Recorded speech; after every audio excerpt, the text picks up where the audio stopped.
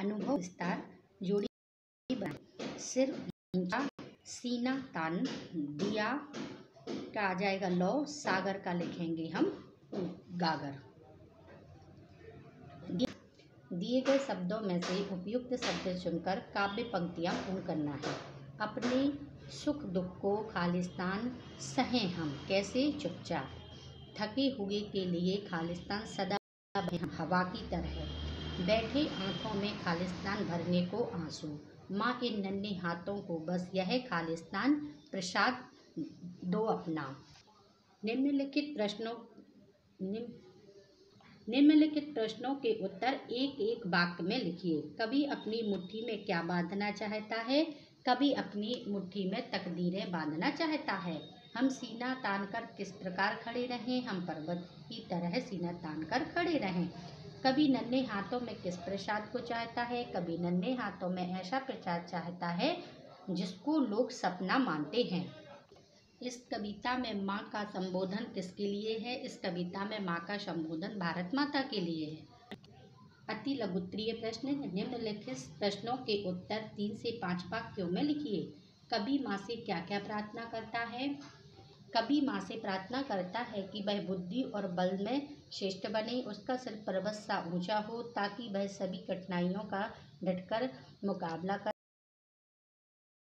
कि हम जरूरतमंदों की सेवा कर सकें, हम अपने दुखों को चुपचाप सह सकें। सावन से घिरे आए का क्या तात्पर्य है? सावन से घिरे आए से कभी का तात्पर्य है कि हम सावन के मेघ की तरह भरपूर हों जिससे धरती पूरी तरह संतुष्ट हो जाए। कभी नन्हे हाथों को कहाँ तक पहुँचाना चाहता है? कभी नन्हे हाथों को वहाँ तक पहुँचाना चाहता है जहाँ पहुँचना लोगों के लिए सिर्फ सपना है। हमारा हाथ दीन दुखियों का दुख दूर करने के लिए उठे, दीन दुखियों की सेवा करते हुए हम कभी ना थके। प्रार्थना कविता का भावार्थ लिखिए।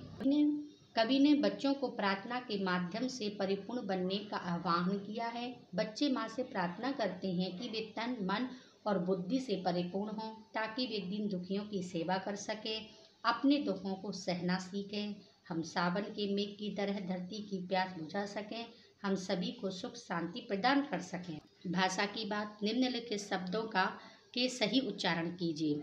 ये आपको पढ़कर देखना है। बुद्धि आंधी मुसीबत तकदीर लौ अंधियारे। निम्नलिखित शब्दों की वर्तनी शुद्ध कीजिए। जैसे सावन है तो सावन होता है, बुद्धि है तो बुद्धि छोटी दी आएगी, प्रसाद की जगह प्रसाद होगा, सदैव की जगह सदैव होगा, पर्वत की जगह पर्वत होगा, प्यासे की जगह प्यासे शब्द होता है।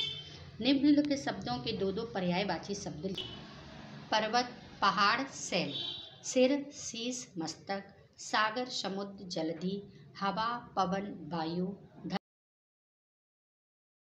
धरती। निम्नलिखित शब्दों के विलोम शब्द लिखिए, अर्थात इसका उल्टा लिखना है। ऊंचा का नीचा, कठिन का सरल, अंधियारा उजियाला, सुख दुख, बड़े छोटे, बिखराना समेटना। अब करने की बारी। बाकी प्रार्थना से संबंधित हिंदी, संस्कृत या अन्य भाषा से गीत याद कीजिए। सावन उल्लास का महीना है, ऐसे ही उल्लास भरने वाले अन्य महीनों की जानकारी प्राप्त कीजिए। तो इसमें आप अन्य उल्लास के लिए जैसे कि आप होली, रक्षाबंधन, जन्माष्टमी आदि ये त्यौहार जिस महीने में आते हैं उसकी खुशी के विषय में हम जानकारी प्राप्त कर सकते हैं। सपनों को साकार बनाने वाले महापुरुषों की प्रेरणा कथाओं का संग्रह कीजिए। इसके लिए हम रानी लक्ष्मीबाई, भीमराव अंबेडकर और आदि जो महान पुरुष हैं उनके विषय में हम जानकारी प्राप्त कर सकते हैं। इस तरह से हमारा ये पाठ एक पूर्ण हुआ। प्लीज़ आप हमारी वीडियो को लाइक कीजिए, सब्सक्राइब कीजिए एंड अधिक से अधिक शेयर कीजिए। बाय।